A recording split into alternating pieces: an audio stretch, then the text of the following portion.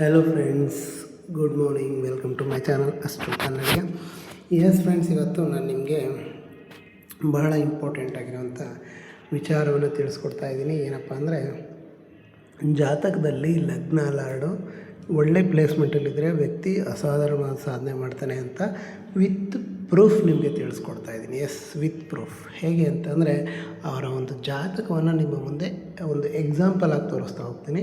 ಹಾಗಾಗಿ ನೀವು ಈ ವಿಚಾರವನ್ನು ಎಕ್ಸಾಂಪಲನ್ನು ನೋಡಿಕೊಂಡು ಇವ್ರು ಹೇಳೋದು ಸತ್ಯ ಅಂತ ನಿಮಗೆ ಗೊತ್ತಾಗುತ್ತೆ. ಸೊ ಹಾಗಾಗಿ ವಿಡಿಯೋ ಇಂಟ್ರೆಸ್ಟಿಂಗ್ ಆಗಿರುತ್ತೆ. ಸೊ ಕೊನೆವರೆಗೂ ನೋಡಿ ಅಂತ ಹೇಳ್ತಾ ವಿಡಿಯೋನ ಶುರು ಮಾಡೋಣ. ಬನ್ನಿ ಫ್ರೆಂಡ್ಸ್. ಫಸ್ಟ್ ಆಫ್ ಆಲ್ ನೋಡಿ, ಧೀರುಭಾಯಿ ಅಂಬಾನಿಯವರ ಡೇಟ್ ಆಫ್ ಚಾರ್ಟ್ ಇದು. ಇಲ್ಲಿ ನೋಡಿ ಲಗ್ನ ಲಾರ್ಡ್. ಸೊ ಲಗ್ನ ಯಾವುದು ಯಾವುದು ಧನುರಾಶಿ. ಧನುರಾಶಿಗೆ ಅಧಿಪತಿ ಯಾರು ಗುರು ಎಲ್ಲಿದ್ದಾನೆ ನೋಡಿ, 10ನೇ ಮನೆ. ಅಂದರೆ 10ನೇ ಮನೆ ತುಂಬ ಅತ್ಯಂತ ಪ್ರಶಸ್ತವಾದಂಥ ಹೌಸ್ ಅಂತ ಹೇಳ್ಬೋದು. ಸೊ 10ನೇ ಮನೆ ನಮ್ಮ ಜೀವನದಲ್ಲಿ ನಮ್ಮ ಕರ್ಮ, ನಮ್ಮ ಕೆಲಸವನ್ನು ಸೂಚಿಸುತ್ತೆ, ನಮ್ಮ ಒಂದು ಜನಪ್ರಿಯತೆಯನ್ನು ಸೂಚಿಸುತ್ತೆ, ನಮ್ಮ ಸಕ್ಸಸ್ಸನ್ನು ಸೂಚಿಸುತ್ತೆ.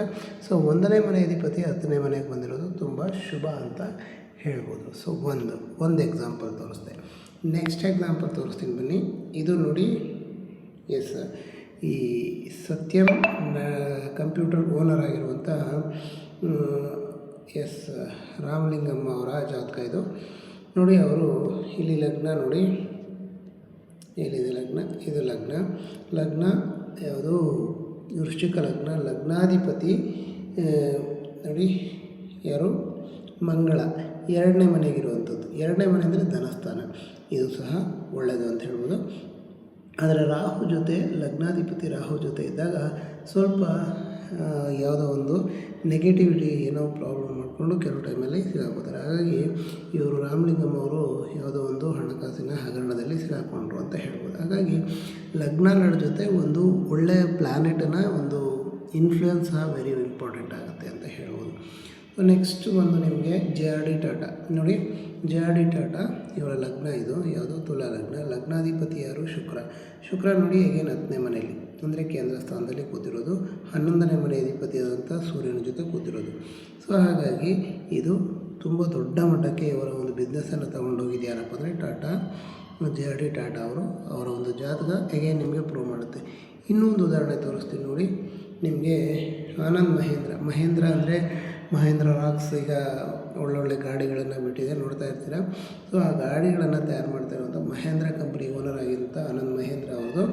ಇವರು ನೋಡಿ ಲಗ್ನಾಧಿಪತಿ ಬಂದು ಲಗ್ನ ಯಾವುದು, ಯಾವುದು ಕಟಕ ಲಗ್ನ. ಲಗ್ನಾಧಿಪತಿ ಚಂದ್ರ ಎಲ್ಲಿದ್ದಾನೆ ಅಂತ ನೋಡಿ, 2ನೇ ಮನೆ ಯಾವುದು, ಧನಸ್ಥಾನ. ಸೊ ಹಣವನ್ನು ಅರ್ನ್ ಮಾಡ್ತಾರೆ ಅಂತ ಹೇಳ್ಬೋದು. ಸೊ ಅದು ತುಂಬ ಇಂಪಾರ್ಟೆಂಟ್ ಅಂತ ಹೇಳ್ಬೋದು. ಸೊ ನೆಕ್ಸ್ಟ್ ನಿಮಗೆ ಇನ್ನೊಂದು ಉದಾಹರಣೆ ತೋರಿಸ್ತೀನಿ ನೋಡಿ. ಆ್ಯಂಡ್ರ್ಯೂ ಕಾರ್ನೆಗಿ ಇವರು ಪುಸ್ತಕವನ್ನು ಬರೆದಿದ್ದಾರೆ. ತುಂಬ ದೊಡ್ಡ ಒಂದು ಮಟ್ಟದಲ್ಲಿ ಒಂದು ರಿಚ್ ಪರ್ಸನ್ ಆಗಿದ್ರು ಇವರು ಅಂತ ಹೇಳ್ಬೋದು. ಇವರು ನೋಡಿ ಯಾವುದು, ತುಲಾ ಲಗ್ನ. ಲಗ್ನಾಧಿಪತಿ ಶುಕ್ರ 2ನೇ ಮನೆಯಲ್ಲಿ ಅಗೇನ್ ಧನಸ್ಥಾನದಲ್ಲಿ ಕೂತಿರುವಂಥದ್ದನ್ನು ಕಾಣಿಸುತ್ತೆ. ಸೊ ನಿಮಗೆ ಇನ್ನೊಂದು ಎಕ್ಸಾಂಪಲನ್ನು ತೋರಿಸ್ತೀನಿ. ಯಾವುದು, ಗೌತಮ್ ಅದಾನಿ. ನಿಮಗೆ ಗೊತ್ತಿದೆ, ಅದಾನಿ ಗ್ರೂಪ್ ಓನರ್ ಆಗಿರುವಂಥ ಗೌತಮ್ ಅದಾನಿ ಭಾರತದಲ್ಲಿ ಅತ್ಯಂತ ದೊಡ್ಡ ರಿಚೆಸ್ಟ್ ಪರ್ಸನ್ ಅಂತ ನಿಮ್ಗೆ ಆಲ್ರೆಡಿ ಗೊತ್ತಿದೆ.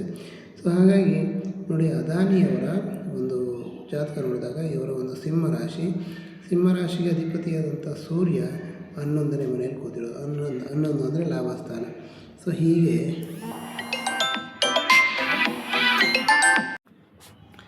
ಮತ್ತು ನಮಗೆ ಈ ಒಂದು ಜಾತಕವನ್ನು ನೋಡೋದಾದರೆ ನೋಡಿ, ಗೌತಮ್ ಅದಾನಿ ಅವ್ರದ್ದೇ ಹೇಳ್ತಾ ಇದ್ದೀನಿ ನಾನು.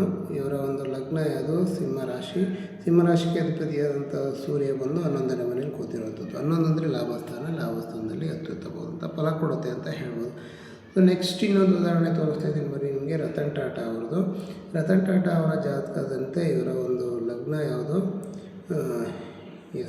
ಲಗ್ನ ಬಂದು ಧನು ಲಗ್ನ. ಲಗ್ನಾಧಿಪತಿ ಗುರು ಅಗೇನ್ 2ನೇ ಮನೆಯಲ್ಲಿ ಕೂತಿರುವಂಥದ್ದು. 2ನೇ ಮನೆ ಧನಸ್ಥಾನ ಅಂತ ಹೇಳ್ಬೋದು.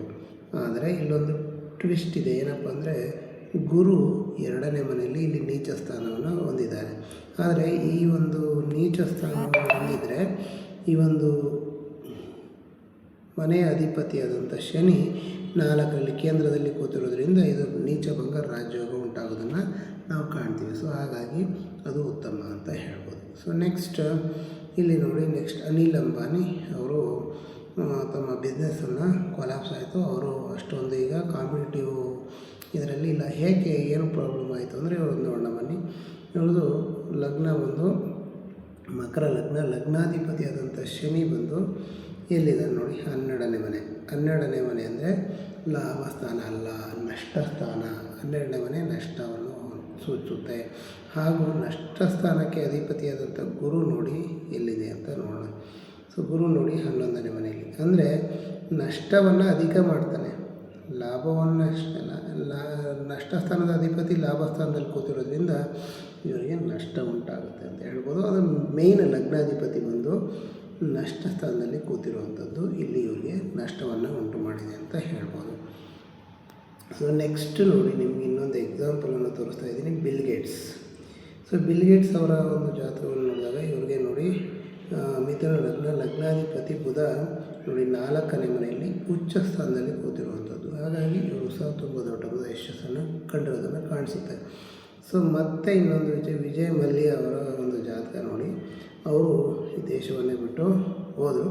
ಆದರೂ ಅವರ ಜಾತಕ ಯಾಕೆ ಅವರು ದೇಶವನ್ನು ಬಿಟ್ಟು ಹೋದರು, ಅವ್ರಿಗೆ ಪ್ರಾಬ್ಲಮ್ ಏನಂತ ನೋಡೋಣ. ಇಲ್ಲಿ ನೋಡಿ, ಲಗ್ನ ಯಾವುದು, ಕುಂಭ ಲಗ್ನ, ಲಗ್ನಾಧಿಪತಿ ಯಾರು, ಶನಿ ಬಂದು 11ನೇ ಮನೆಯಲ್ಲಿ ಕೂತಿರುವಂಥದ್ದು, 10ನೇ ಮನೆಯಲ್ಲಿ ಕೂತಿರುವಂಥದ್ದು. ಯಾರ ಜೊತೆ ಕೂತಿದ್ದಾರೆ, ರಾಹು ಜೊತೆ ಕೂತಿರುವಂಥದ್ದು. ರಾಹು ನಾನು ಆಗಲೇ ಹೇಳಿದೆ, ಲಗ್ನಾಧಿಪತಿ ಜೊತೆ ನೆಗೆಟಿವ್ ಪ್ಲಾನೆಟ್ಸು ಇರಬಾರ್ದು, ಇದ್ದರೆ ಒಂದು ಅಪವಾದ ಬರುವಂಥ ಸಾಧ್ಯತೆಗಳು ಇರುತ್ತೆ. ಇವರು ಮಾಡದೇ ಇರಲಿ ಇವರಿಗೆ ಅಪವಾದ ಬರುತ್ತೆ ಅಥವಾ ಇವರು ಸಮಸ್ಯೆಗಳನ್ನು ಒದ್ದಾಡ್ತಾರೆ ಅಂತ ಹೇಳ್ಬೋದು. ಸೊ ಹಾಗಾಗಿ ಅವರು ಸಹ ಜೀವನದಲ್ಲಿ ಭಾಳಷ್ಟು ಸಮಸ್ಯೆಯನ್ನು ಅವ್ರದ್ದು ಅಲ್ಲದ ತಪ್ಪರು ಸಹ ಎಷ್ಟೋ ಸಾರಿ ಶಿಕ್ಷೆಯನ್ನು ಸಹ ಅನುಭವಿಸ್ಬೇಕಾಗಿತ್ತು.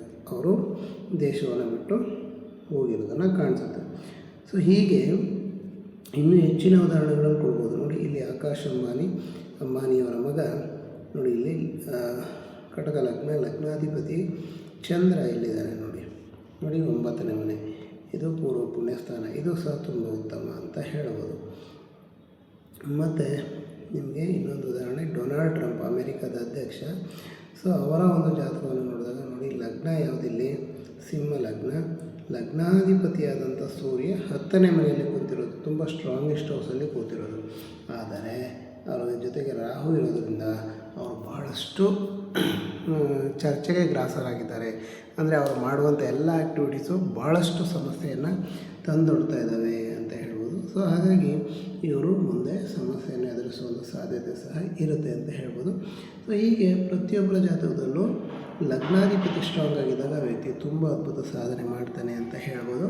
ಹಾಗೂ ಲಗ್ನಾಧಿಪತಿಗೆ ಉತ್ತಮವಾದಂಥ ಒಂದು ಗ್ರಹದ ಒಂದು ಸಾಥ್ ಇದ್ದರೆ ಇನ್ನೂ ಒಳ್ಳೆಯದು ಅಂತ ಹೇಳ್ತಾ ವಿಡಿಯೋ ಮುಗಿಸ್ತಾ ಇದ್ದೀನಿ friends. Thank you very much. Have a nice day.